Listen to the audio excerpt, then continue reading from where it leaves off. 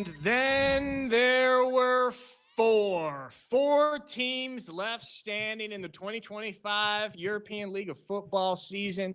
The semifinals are this weekend, okay? And I see some of you guys in the chat can't believe how fast that this season has gone by. We still got some great football. Perhaps the best football is yet to be played. I am here with my co-host, Matt Bressington. What's going on, Matt? I'm doing good. My Wi-Fi's been down for over a week, and it'll be over another week until it's back. So we've been persevering. I've been doing as much football work as I can at university, stealing their Wi-Fi. It's adapt. This is football time. Like, this is the playoffs. I'm not missing these games, Nick. You know what I'm saying? Adapt or die, okay? And that's how you make it to this deep in the playoffs. You adapt. That's what these teams have done. What's going on, everybody in the chat? We got some of the usual suspects. Marcus, Spike Porter. Shout out to Spike Porter. He just joined the Quiver app, by the way. Welcome. Karen, your Munich Ravens going this weekend against my Stuttgart Surge. Happy Friday. Lara, what's going on? So everybody, welcome in the chat. You know what the drill. Put your comments, put your thoughts in there. Very curious to hear your guys' thoughts when we break down the two games and who you guys think are going to win. Man, Matt, can you believe that we're already in the semifinals? There's only 3 games left of ELF football this year. I'm not ready for it, Nick. I love European football more than anything in the world, and I'm gonna miss it. Apart from my girlfriend, obviously she'll watch the relive, so of course. But like, it's been so fast. It's gone within 3-4 months, and then it's over, and then we got a long off season. But that's when I go to work, Nick. So I'm going to be getting back into the tape during the off season. Boy, get into the tape there, and then you're going to be giving some of your expert opinions. We're going to talk about some interesting stuff. Of course, we're going to go over the games. Okay, we're going to go on those and give our opinions and give our takes and who we think is going to win. And then we're also going to talk about the honors nominations so far. Okay, I will be hosting the honors next Saturday in Stuttgart at the Palm Beach. Stuttgart, get your tickets, come to the show, see all the players and the superstars, and of course myself dressed up in a nice suit. Matt, are you gonna what's your attire for the honors? What are you gonna wear? Oh my goodness! Well, if you remember last year, I got my suit arrived like just at the start of an ELF live episode. I shouldn't have that issue this time. I'm gonna maybe go shopping. I'm gonna go for something subtle. You know, maybe old man kind of style, I think, this year, Nick, for me. There we go. Love that. All right. So hope to see all you guys on Saturday. But before all that, we've got 2 games to talk about. The ELF semifinals. We've got 4 teams left. And tomorrow, let's talk about the game tomorrow. The Vienna Vikings and the Nordic Storm. Oh my goodness gracious. The Viennese powerhouse, longtime program against the newcomer, new kid on the block. Then we see Chad Walrand, your boy, Chad, on the graphic there. Chad had a little bit of a response, Matt, to your criticism from the last episode on Monday of you criticizing the Nordic Storm players for going out in the club. I think he responded to that on an Insta story and said, okay, bet. What do you have to say about that? So I didn't see that, right? No, I'm not trying to be like, oh, I didn't see it, because I generally didn't see it. My wife has been down for a while. I've been elsewhere. But go for it, man. You know, Chad's a player that me and him have had some back and forth. I've wanted him to succeed from the very start. Of course, he's a UK player. I had him when he was in Cologne, big fan of him, Cologne. When he went to Stuttgart, I made the video about, like, if he can stay healthy, he could be an all-star. But, you know, health has been a bit of a problem. He took that, ran with it, became an all-star. So good for him. So this year's an opportunity for him to get another point. So all power to him. I know he's going to do very well. But he was sat out in the last game. So I'm interested to see if he'll be at full health in this one. He's going to need to be, because it's Vienna. Oh, my goodness, the Vienna receiver core is incredible. Well, this is interesting. So let's get into this. Let's get into it. We've got 2 experienced quarterbacks. We've got Jadrian Clark. Everybody knows all his accolades and all the championships. He's won the MVP. And you've got Ben Holmes as well, who's been fantastic 2 years now in the ELF. Obviously, them losing in the championship game last year, not how they wanted to go out, but also a very poised and experienced quarterback. Let's just take a look here, Matt, at that matchup, the quarterbacks. If you had to pick one of them, who do you lean more towards, Ben Holmes or Jadrian Clark? Oh man, that's such a difficult question. I think this is kind of an instance where you can't really go wrong with either of them. These 2 guys are kind of, you know, 1A, 1B, 1C with Reed at the moment. All of them have their cases for MVP. All of them have their cases from Player of the Year, etc., etc. They have different skill sets. Jadrian, he's a bomber. He goes deep, very long. He's aggressive. He pushes the ball downfield a lot. Ben, a lot more conservative, safe with the ball. kind of dinks and dunks, has less of the big plays, but Jay has more turnovers. So it's kind of pick your poison on what you want to risk. Both of these guys are phenomenal. I think this is the best quarterback matchup that we have in the ELF. I'm really excited to see this because both of these guys are phenomenal, top level guys. Absolutely. And look who we've got in the chat right now, our man Alex Malchow. Let's go. And Ben VP. Hey, Malchow, shout out to your Green Bay Packers. Not to get off topic here, but you got your boy Micah Parsons there in the green. Congrats on that. But let's stick with ELF football right now. Yeah, it's interesting. These are two of my favorite quarterbacks in the ELF, and these are older guys. Okay, Ben Holmes' father at two. Okay, I love that. That adds to the poise. That adds to the leadership abilities here. Here's an interesting thing to me. I wonder, have the Vienna Vikings really faced an elite passing threat so far this year? Because I'm looking at their schedule. Okay, Prague Lions, no offense to them. Javarian Smith, not necessarily an elite passer. Okay, for Haravar, Ryan Fire, what has their identity been? Chad was not really an elite passer this year. Raiders, okay. And then who else? The Panthers. All right, DJ Irons, more of a runner, I would say, 1,000 yards. So, and then Paris, who Jalen Henderson is an absolute beast, but I never felt like their passing game really got going to their full potential. So I feel like this is going to be the biggest challenge for the Vienna Vikings defense in terms of air attack with that Nordic Storm unit. What do you think about that? I agree. I think you have absolutely fantastic points. But my counter argument to that is Lucky and Donkor. These two guys are. We'll talk about the awards a little bit later. But Lucky for me was the defensive player of the year. Aaron Donkor is just an absolute wrecker. You watch him. Maybe statistically didn't pop off this season, but we just watched the tape. He is so good, like delightful to watch as a football fan. So I think those guys are better. The Vienna defensive front, I think, is going to give Nordic a few difficult problems. So I think they should be okay with passing attack. Okay, so you think that the pass rush is really what's going to help them there? I think so. Like, I mean, you got Manny Dennis. I have as an all-star. I got Lalo was great too. But like, I do think that pass rush is going to be the key point because there's so many good players on this Nordic Storm receiver room. However, they don't have as much depth. You know, they got Fons, they got Almeida, they got Bolio. Then Green's solid, but then after that, there's not as many depth pieces, and I think that is where Vienna have a lot more of an advantage. It's interesting here. Spike Porter has said the Storm have been showing weaknesses lately. Can they overcome? Now, I mean, they did beat obviously the Rhine Fire there last week. It was a solid win, and Vienna actually lost to the Rhine Fire. They traded wins, right? So Vienna lost to the Rhine Fire at home in Generali, so it was a very strong one. So it's interesting, Matt. I mean, you've said out of these four teams that the Nordic Storm you think are the least strong in the semifinals. Do you think they have a chance at all? Let me reframe that. I feel like you're leaning towards the Vikings. What would the Nordic Storm have to do to overcome that, to be able to beat the established Vienna Vikings on the road? I think it's the defense. If you can stop Biobama, that's quite a big one. But you have to keep the intensity. This is why I put in my notes. They'll get up, maybe they'll take the foot off the gas. They take it a little bit easy. We saw it against Berlin. We saw it against Hamburg. We saw it against Rhine at times. They were just like, whatever. But you can't really do that anymore. Like, this is the game. You win this, you're going to the final. If you don't, you're out. You're done. This season's over. So you need to keep intense. We even saw a little bit last game. They looked a little bit like foot of that gas, that last drive. Rhine Fire ended up scoring on that last drive. Although it didn't mean anything ultimately. It's an intensity issue for me. Tackling needs to be better as well. We saw all the way through Rhine Fire. The run game was just shredding them out the middle. Tackling wasn't good enough. And my last thing is keeping the run as a threat. Vienna have a phenomenal defensive line, as I mentioned. They also have amazing DBs and amazing linebackers. If that run isn't doing anything and we get back to Nordic last week of the regular season, Vienna are going to have a lot of success because you can't be passing 60 times, only rushing like 5 and expect the offense to be diverse. You know what I'm saying?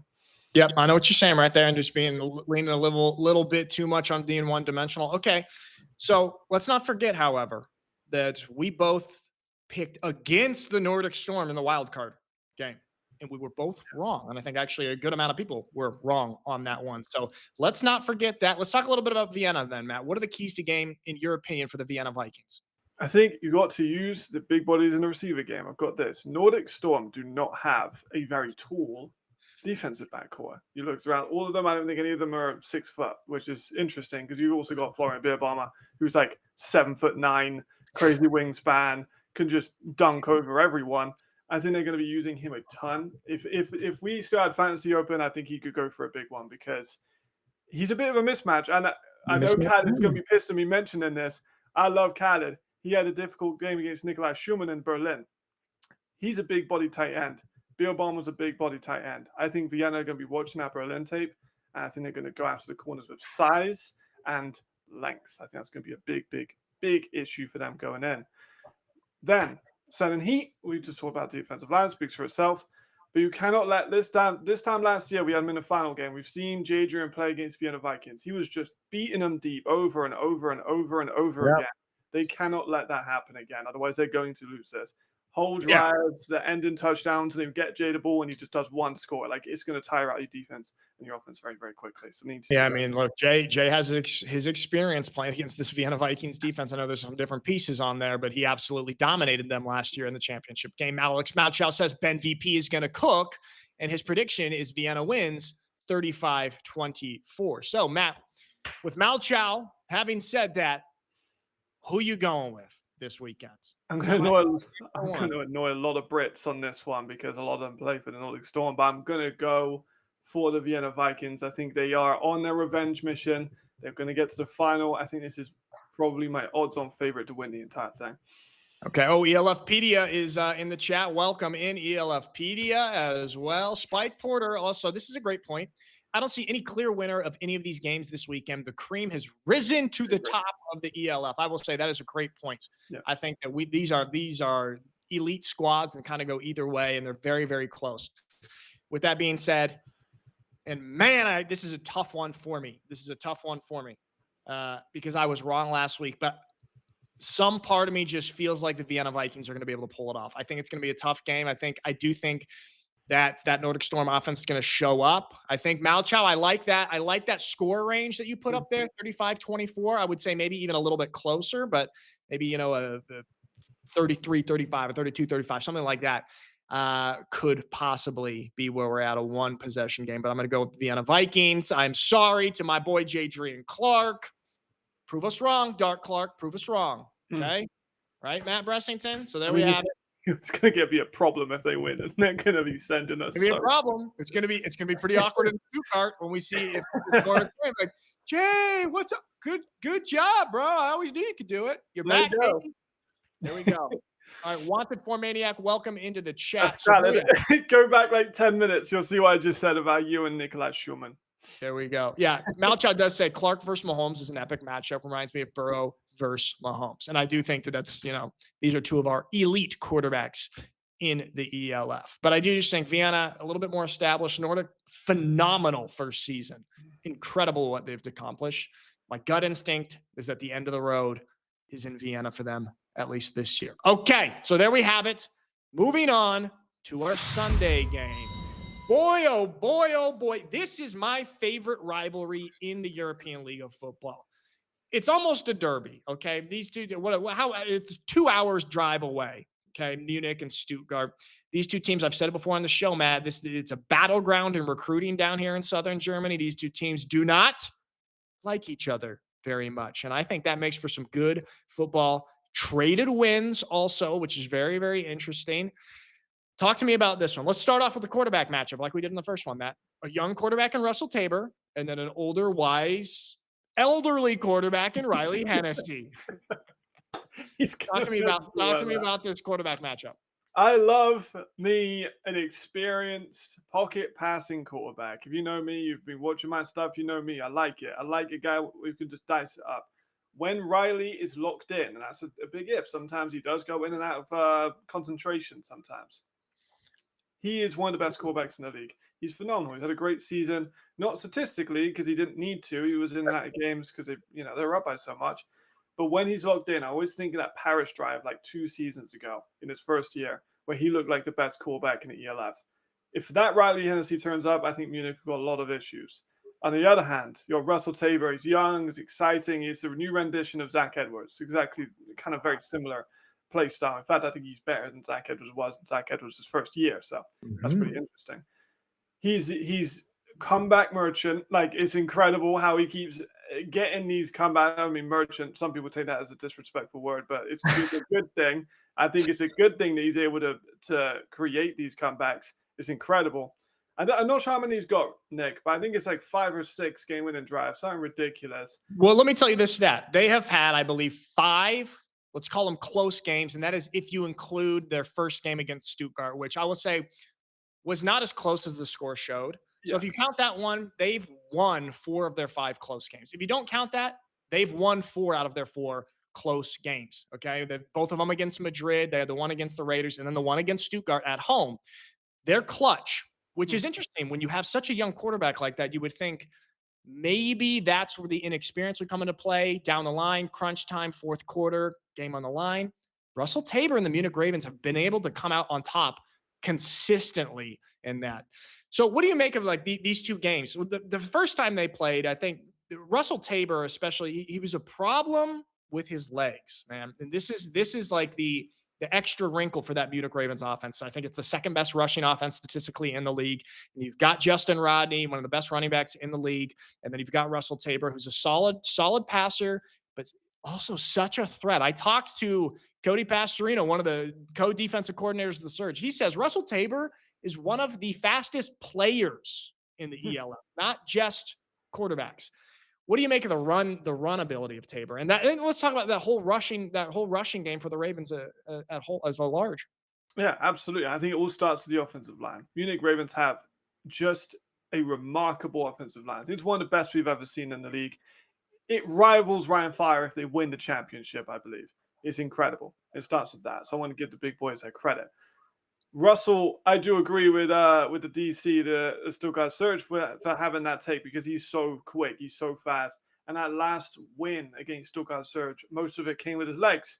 His acrobatic flips over players and his toughness of getting his nose like bleeding everywhere and just came back in no problem through the game-winning touchdown. So he's tough and he can run, which is a good combination for a mobile quarterback.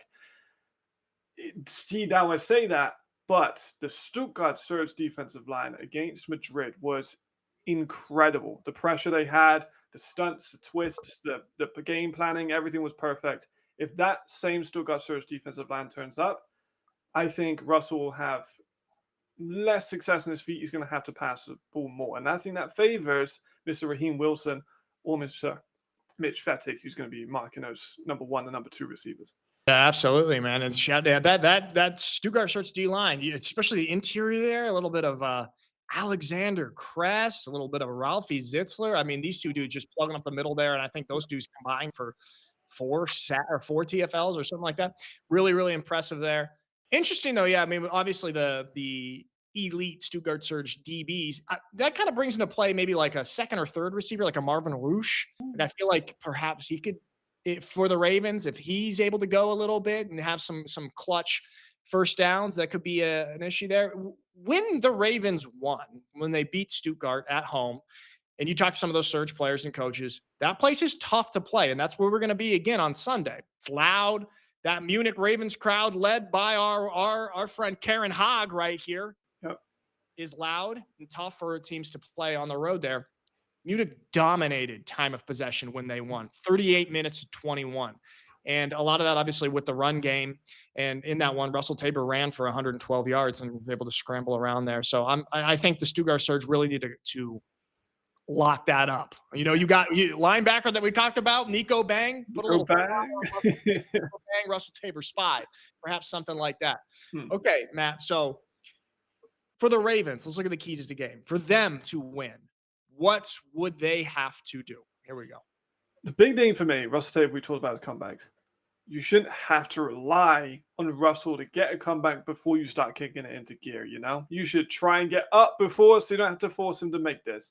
I think one of the Munich Ravens players I was talking to the other week, they said if they had 16 points across the season that they've allowed, they would have missed the playoffs, which is incredible. So you don't want to let Russell have to make those plays in order to get into the championship game. Keep Rodney active. We'll talk about Justin Rodney later, but Justin Rodney, for me, was the best homegrown player in the league this season, and he is massively important. We saw how good he was against Panthers just a couple of weeks ago, 200 yards. He's been phenomenal all year. He led the league in rushing for a reason. And then need to stop the big plays. This is the thing that Stuttgart do so well. They get cooking. They start making plays on special teams. They start making plays on defense. They start making plays on offense. This is a true 3 level of football threat the Stuttgart Surge have. And the Ravens cannot allow that to start making, because it's just one play from Raheem, a pick six from Raheem, a big return by Daniel Pedro, or a deep bomb by Hennessy, and all of a sudden the game's flipped and it's turned the other way. Very, very interesting here. Karen said, Nick, you did not honestly say Marvin Roosh is a third receiver. Well, you got Malik Stanley, you got Paul Okonkwo, and then you got Marvin Roosh. He's like Philip Okonkwo's up there too, because he was game now. Yeah, so he's like second or third. What are you talking about, Karen? He's not number one. Malik Stanley's your number one. What are we talking about here? All right, so you got that. That's interesting. And then let's go to the Surge side. Matt, let's see the keys to the game for the Stuttgart Surge in your opinion. What do they need to do? Well, we see here, defense wins championships. Their defense last week against Madrid, one of the best offenses in the league. I'll tell you what, they shut them down. And those points, even that Madrid scored, that was garbage time points. It was an absolute dominance performance by that defense. Talk to me about these keys. It was incredible. Like you said, we talked about Nico Bang, but this Stuttgart Surge, right, has the names. It has Mitch Fettig. It has Marko Vidakovic. It has Raheem Wilson. It has Lackman. But it also has so many underappreciated players. Ben Wenser, Ingol. You've got, like you said, Nico Bang. You've got Kistler. There are so many good players on the Stuttgart Surge defense. And this comes down to great squad building, with homegrown players being the core of the team. This might be one of the best homegrown cores in the entire league. And everyone in that defense, I mean, Marco was so good last week. He could have been to MVP of the week. And I made a video about him over a year ago. But he's a phenomenal player. Former Oregon guy as well. So I know Marcus is happy. And then take what you've learned from game 1 and 2. You've got all this tape. You know exactly what they're going to bring. Munich they haven't changed all that much from where they were at the start of the year. You know, they've had the same MO for the majority of it. Got plenty of tape to figure out what went wrong in that loss. Plenty of tape to figure out what went right in the first game. Then I put pot. I misspelled. I meant to put put.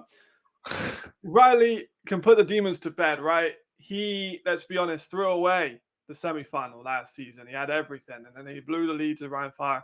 Ended up, they could have honestly won that game against Vienna. They didn't even get to the dance, and this is the chance to put it all to rest, silence the people that say that Riley isn't clutch, and then finish off the season at home in a championship game, maybe for his last ever. He's been speaking about retirement for a while, so this could be the moment of Riley Hennessy's career.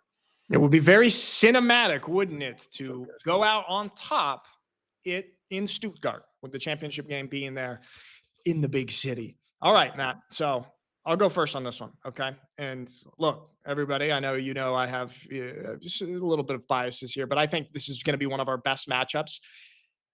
I think if the Ravens are keeping it close, if it's a really close game, that kind of tilts in favor to the Ravens just because they have been so clutch in the final few minutes.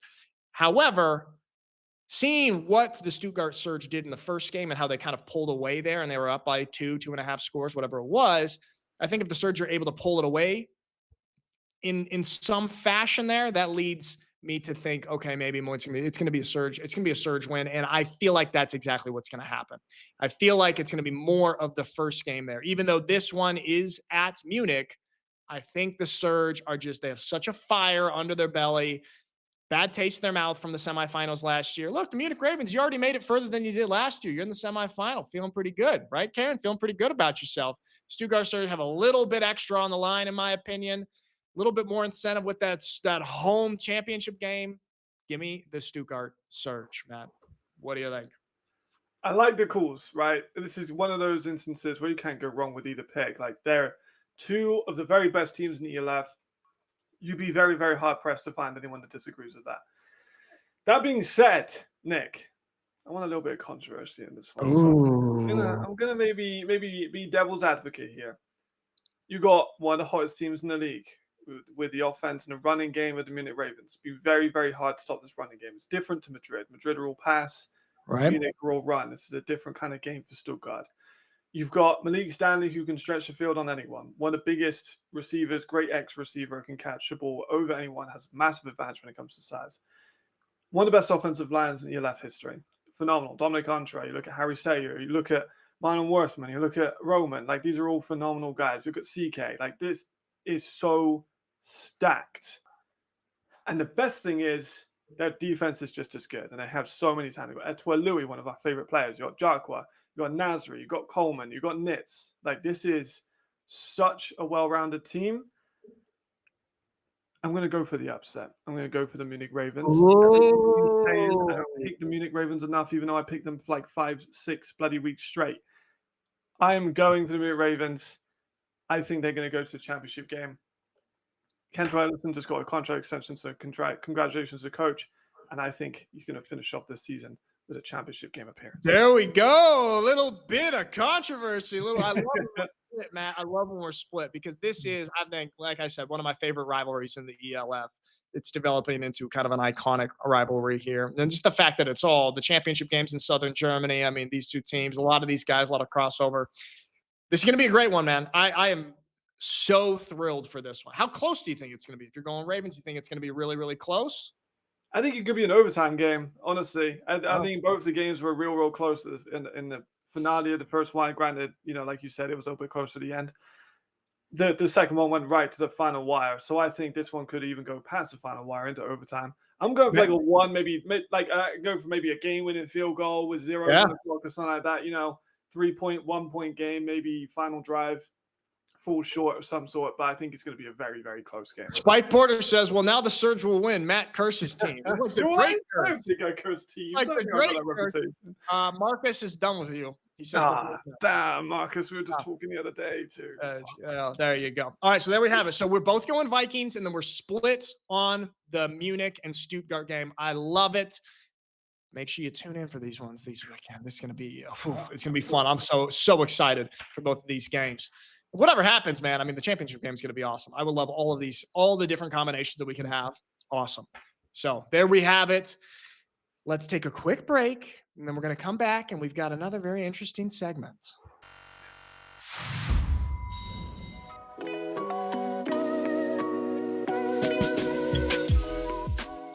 Discover it at Euronics.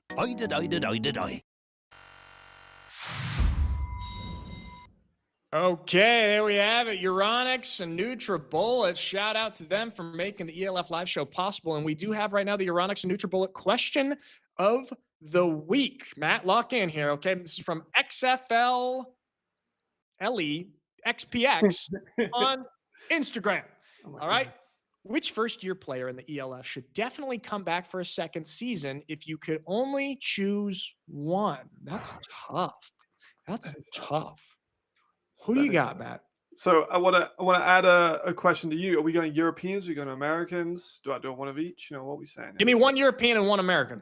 Okay. So I think that like the obvious pick for like an American is Riley or Aaron, but I want to go for something a bit different. I want to go for Jameson Wang. I want to see him back. I want to see him get like a full season. He was electric in the end. I love that Jameson Wang pick. I'm with you 100%. I'm going Jameson Wang. That guy, like, man. He's also got a little attitude. He's fun to watch. He can move with his legs. He like kind of revitalized Frankfurt in the middle of the season. Imagine what he would do with a whole preseason and a full season. I think they could really look different. I agree. Right? I agree. And then my European, you know me, I like underappreciated, undervalued guys.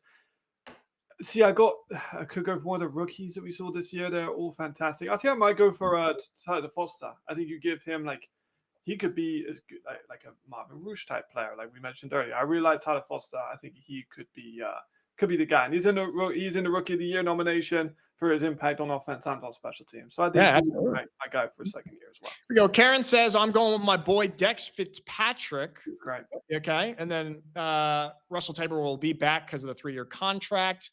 ELFpedia, Wang on a good team could be fun. ELFpedia, where would you like to see Wang? I mean, Matt, where would you like to see Wang if he doesn't go back to Frankfurt? I feel like Frankfurt would be dumb to not lock him back in. I agree. If I'm looking at, I think this could be in itself a discussion. We have an aging quarterback class in the ELF at the moment. You look at Jadrian, you look at Ben, you look at Riley, you look at Chad. These are older kind of guys that are coming in. So I think we'll see an inflection of youth recently. I think Russell Tabor is a reflection of that, as is Jameson. But I think, say for example, right? Let me give you a hypothetical that I think you're going to really, really like. Riley Hennessy goes out on top with the Stuttgart Surge, wins the championship in Stuttgart. he retires on top. They bring in Jameson Wang into the Stuttgart search team. What do you think about that? Ooh, that would be very, very interesting. I would love to see something like that. If Riley goes out, Wang would be great. You know who else I would love to see pick up Wang? Your Prague Lions. Yeah. ELF Media says the same thing because I think that they are kind of a more capable passing quarterback away from taking that next step and being a possible playoff team. What do you think about Jameson Wang to Prague? I would like that. However, my thing is with Jameson, he's very, how do I say this? He goes for a lot of big shots, and I think turnovers and a thing that Prague need. But I would not be mad at that. If they told me tomorrow to sign Jameson Wang, I'd be over the moon. So I just want to see a little less turnovers from him. Yeah, to give Javarian Smith his credit, he's been a great game manager and really not turning the football over too much. I mean, he's not putting up crazy stats or anything like that. Very conservative, yeah. But they're winning. They were winning football games. Okay, so there we have it. That is our question of the week from Euronics and NutriBullet. And let's just have one more advertisement spot just for the fun of it. The best ad on ELF Live we've ever seen. Take it away, Lucas. The Egret scooter. Shout out to Euronics and Egret for sending this scooter. You know what? I might just be faster than the fastest player of the week on this thing. Turns upfield. He's across the 20 to the 30, 40. He's to the 50. It's a foot race. Well, maybe.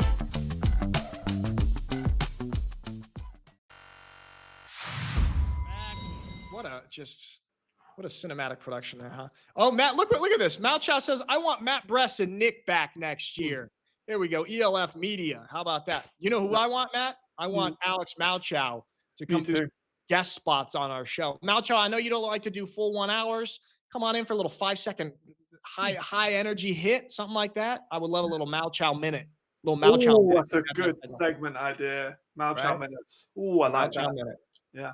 All right. So obviously, if you guys are following on social media, which I'm sure you are, they've been releasing the nominees for the 2025 ELF Honors Ceremony, which I will be hosting, like I said, next week, and hope to see you there in Stuttgart. We're going to take a look at some of these nominees and talk about them. Guys in the chat and gals, give us your opinion. Who you think should win, who you think maybe got snubbed, if you like the nominees, and let's go through some of these. All right, Lucas, go ahead and throw up the first one for us, the Defensive Rookie of the Year. We've got these three right here. All right, Matt, talk to me about this. How do you feel about these nominations? Okay, so I want to point out, I think that Arthur Kingdom has been phenomenal. I think that he, for me, is the clear-cut winner. If you see my ELF awards I've been doing, Arthur Kingdom's my guy. I would like to have seen Miles Butt in this. I'm not going to lie. One of the best rookie seasons from any DB in ELF history. He had when I say a gauntlet of receivers he had to play against, he played for the Enthroners, and you just think about that schedule. If you give me a second, Nick, I will find out their schedule, and I'll tell you all the people that he played against. Because he played against Mo Torre, Reese Horn, played against Tyler Foster, he played against Willie P, he played against Dal Stewart, he played against all the Stuttgart Surge receivers as well. As the number one, because if you remember, they did not have an American corner. They are the only team that didn't. Miles Butt was the number one guy. And I would have liked to have seen him given his flowers, in my personal opinion. Okay, there we have it. All right, sure. We'll give a little Miles Butt, maybe a Miles Butt snub. All right, let's move on to the next one here. Offensive Rookie of the Year. You just mentioned Tyler Foster, Justice Seelig, and then Chrisman Kai. These three guys, this is pretty solid right here, in my opinion. I like that Justice Seelig right there. I think that he is, stats don't tell the whole story. I think he's one of the most talented young players in the ELF. What's your take on these ones? I agree. I think it's a difficult one. I think first and foremost, this spot on, no notes. I think it's perfect selection. But it is the most competitive Offensive Rookie of the Year class we've ever had in the ELF. And all of them bring something very different. You know, Tyler was good on offense and on special teams. Seelig missed a few games, but when he was on, he was electric. And Chrisman Kai had more sustained success throughout the year, a bit more consistent. So kind of a pick your poison. I don't think you can really go wrong with any of these guys as the winner. I think it's perfect. I like this class a lot. All right, there you go. Good. You're happy about this one. I'm happy with this one. I wouldn't change a single thing. Yeah, no, it's Chrisman Kai was a consistent bright spot on, let's call it a middling Hamburg franchise this year. Cool. Yeah. Okay. Cool. All right. Let's go on to our next one, which is the outright Rookie of the Year. And we've got two of those. All three of these guys we just were in the smaller categories: Tyler Foster, Justice Seelig, and Arthur Kingdom. How do you feel about this one, Matt? Again, actually really, really like this. I think Tyler for offensive rookie is probably the third place for me because he is more suitable to overall because he was so good on special teams and on offense. Selig, kind of the same thing. You know, he was great on offense, great on receiving and rushing, but he did miss a few games. And for me, I think that might be a factor. And then for me, Arthur Kingdom has been potentially the only rookie I would say that could be an all-star. So that's fantastic for him. I think he could be. I think he's kind of like my sleeper pick for who I would like to see win the award. But I think Tyler Foster actually has a really good chance because he had, hear me out, he had the most total yardage, all-purpose yards of any European in the entire league. I think, Matt, look, I like ELFpedia right here, as I put this up, says Selig will be the rookie of the year. I think missing those games kind of does hurt his chance there. I think it's great that he's not. I'm going to lean Tyler Foster, actually. I think that those all-purpose yards, man, I feel like he'd probably be my choice for rookie of the year. Spike Porter says Kingdom was solid for a rookie. He has a huge career ahead of him. Marcus says, I was going to say Kingdom, but now I have to disagree with Matt. No, you can. You know it's true. There you go. All right. So you're feeling decent about those. All right. Let's move on to our next one. Lucas, throw it up. Okay. Clear my throat here. This one has drawn the most controversy, I would say, the homegrown of the year. And congrats to all these guys who are nominated. I think the most glaring omission, in my opinion, or snub, would be Justin Rodney, who has been phenomenal. So he would be on there for me. Matt, how are you feeling about this? To be honest, this one ruined my whole day. I'm not going to go on a 20-minute rant about this one because I've been doing that already, just walking around my house, just complaining, moaning. I'm a British man. That's what we do, you know. Yes, you do. Justin Rodney, I'm gonna be honest, was robbed. I thought it was his. I thought it was completely his to win. I think, like we'll get into later, I thought that he was a lock to win the award. Let me read you out some numbers. First and foremost, he led the league in rushing yards. That just goes without saying. He had over 6 yards to carry, 11 touchdowns, and was the only person in the top 5 of rushing who never fumbled. He had big moments with hurdles. He had great games with 200-yard performances. He was important in the receiving game as well. I don't see how Rodney is not even nominated, let alone, for me, the outright winner. Okay. Yeah, I think there's a good amount of people that feel that way. ELFpedia also says Lucky would be another homegrown who could probably be in the conversation. Let's see. Where did I see this? Spike Porter says Lars might be the best homegrown quarterback in the league. And it is kind of cool to see a guy who's not a consistent starter get a nod here. But I do understand some of the frustration with a guy like Justin Rodney not getting nominated, at least in this one. Karen, we're on the same page there. Okay. We're on the same page on that one. Moving on to our next one. And we have got the assistant coach of the year. Got Johansson, we've got Brandon Noble, and then we've got Johnny Brenner and Cody Pastorino. He's not in the graphic, but the co-defensive coordinators of the Stuttgart Surge. Matt, talk to me about this one. I know you're missing someone on here, huh? I'm missing James Brooks. I don't see how. For me, he was the winner. I voted for him to be the winner. You look at the success Prague had throughout this whole season comparatively to the turnaround. You had Lothar Fencher, who was, I'm going to be honest, Lothar Fencher was not an elite safety in Barcelona. He turns him into a defensive player of the year candidate. Spoiler alert. Ken Hike, cut from 2 teams, kind of like, Vienna was a short notice thing. He turned into, in my opinion, the best corner in the league. We have a rookie of the year in Arthur Kingdom. Guess what? He came from Mr. James Brooks' defense. Jakob Smutny, Merck Danik. I could go on and on and on and on and on. For me, it should be him as winner, and I'm surprised that Callahan isn't there as well for amazing work that he's done nurturing a young quarterback into into a potential offensive player of the year nominee. And for me, though, Nick, I like Brenner. I like Pastorino as well, but I think with having 2 of them, it's a little bit of a gray area of who gets the award. I don't know what you think about that one. Interesting. I think the only tough thing with that is fitting 2 faces on a graphic. Yeah. I don't think it's a problem. I think it's because those 2 guys really do work in tandem as co-defensive coordinators. Both of them have their specialty, and then they really have a very impressive collaboration where they are truly co-defensive coordinators. So I like that. Malchow says Noble, Brandon Noble with the Nordic Storm right there. Yeah, we'll see. We'll see how they hold up against Vienna this weekend. Marcus is just rinsing you right now. right now. He's not a fan. He is just rinsing you. He says, Matt, you picked the Ravens, Matt, so your opinion is invalid. Right? Gosh. Okay. This is the cost for the noble work that we do. No pun intended. To Brandon Noble. Yeah. All right. Next category. Defensive Player of the Year. Okay. Some big names here, and then a kind of a new name in the conversation. Is this finally the year that H.A. Wentland gets it? Always the bridesmaid, never the bride? What do you think of this one? I mean, I'm going to be honest, Nick. I'm going to be completely transparent. Good. None of these 3 guys were on my shortlist for top 3. Woo! Whoa. Yeah. Okay. Who's your list? See, also, first and foremost, none of these guys made the playoffs, which for me is important. I think Ken Hike should have been in it. I know he didn't make the playoffs either, but Ken Hike was the best corner in the league this year, and I don't think it's even a question. He was fantastic. We look at the tape; he was amazing.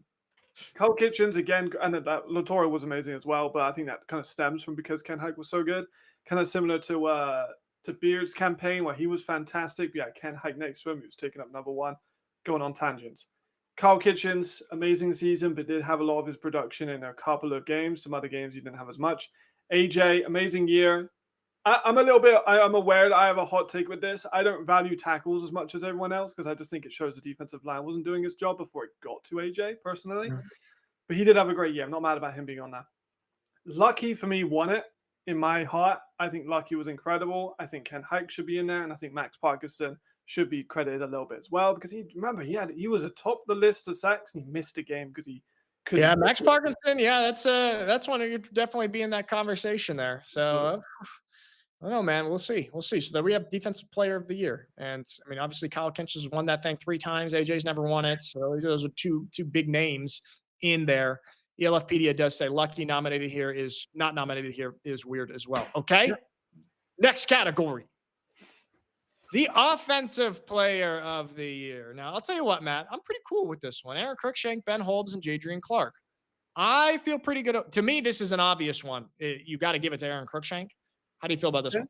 Okay. I mean, again, I'm in a band, Nick, where I think 3 players should be nominated for Offensive Player of the Year, and 3 players should be nominated for MVP. Completely 2 different groups. Sure, you could do that if you have no crossover and 3 separate.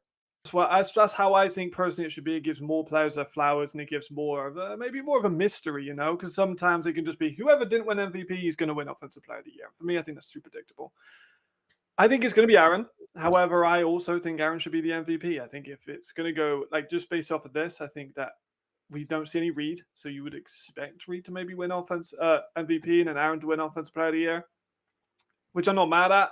But yeah, I think it should be 3 separate guys. But all these guys were incredible this year. Interesting. So you would pick Aaron Cruikshank to win MVP over a quarterback. Yeah. It's funny because oftentimes in football leagues, MVP ends up just being a quarterback award, and that does frustrate some people. I think it's been 15 years or 13 years since a non-quarterback wins it in the NFL or whatever it is. Yeah. So you would feel you would be fine going with a wide receiver at MVP. I would. I think you look at a lot of his receiver longest touchdowns, a lot of them be on screens and rushing plays, special team. He was impactful everywhere, and I think he deserves the flowers. Okay. He got crazy amount of yards too. It was incredible. Ridiculous. Fun to watch too. Oh my gosh. All right. What's our next one, Lucas? Oh, Offensive Lineman of the Year. Okay. Oswin, Vergani, and Vahite. And this was another one where you see this is a very, I think, might be one of the most difficult categories to nominate people because you could have all sorts of different criteria and everybody, feels really offensive. Everyone feels very, very endeared towards their offensive lineman. I mean, that's just the way it goes here. I'm really happy to see Alessandro in this one just because it's obviously a guy I played with for years. And I've seen firsthand the value that he brings to a team, not only on the field, but off the field as well in terms of leadership. And I'm sure these other guys as well. What do you think of this one? Yeah, like you say, it's a very difficult position to have because there aren't really very many stats with offensive lines. There's not something you can just look at with stats-wise.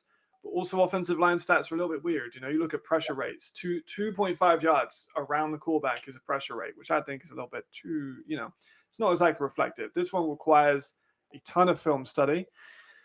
And on the film study, I think Keanu should be in that nomination. I think that he had a spectacular year with the Frankfurt Galaxy all season, and I think that he deserved, maybe for me, a spot in the nominations personally. Okay, Keanu Ebanks. And then who would you think should win it? I had Roman. I voted Roman to be my winner. He was fantastic. He's a great athlete. He's ginormous. So you look at his tape as well, and he was for me the number one. I'll be honest. But then I think nominate a lot of players like nominations. And I think Keanu could have been in that. There you have it. Karen Hogg, of course, agrees with you. There we go. Okay. That's not going to endear me to Marcus at all, is it? Really? Jeez. Yeah, man. You better watch. He's slippery slope. You see the chat. You're getting roasted there. You're getting roasted by Marcus. I see what you're doing there, Marcus. I see what you're doing. Yeah. All right. Do we have another category up that has not been released yet, or that has been released yet? There we go. Special Teams Player of the Year. Willie P, Devin Burrell, and Nazir Streeter. What do you think of this one, Matt? I value scoring. That's why I value most. So I'm going to go for Willie P. I know you can say the same thing about Devin, but Devin was on a worse team. I don't think it was as impactful. I'm going to go for Willie P. He had some massive moments on special teams. Personally, I'm going for Willie P. I think he had a great year and big moments too. Everyone is letting their bias show through today. Matt, also, Braun, no kicker. I'm surprised no kicker, right? Huh? Well, No Braun, kicker. Karen is heavy on the Munich Ravens, and you know me, I'm always heavy on the Stuttgart. You know. Hello. We have a little bit of friendly biases here. So you're going Willie P. I actually am with you. I think I'm going to go Willie P as well. I mean, Devin Burrell, obviously very, very fun. Kind of weird him going to Helvetic this year, and then it's just not as much in the spotlight. It just give me Willie P on that one. Okay, and do we have any more, Lucas? The comeback player of the year, John Cole. Yep. It's John Cole. It's John Cole. It's John right? Cole. I agree. I'm a little bit surprised with Beer Bomber. I didn't realize Beer Bomber was eligible. I thought he did play at the end of last year, so I don't really know why Beer Bomber was on that. I would have went for Javarian personally, but this is kind of me arguing about nothing because, like you said, it's John Cole. It has to be. Yeah, there you go. I'm going to cause an absolute riot if it's not. It better be John Cole. It's better be John Cole. Congrats to the nominees, but John Cole, you are a man for this one.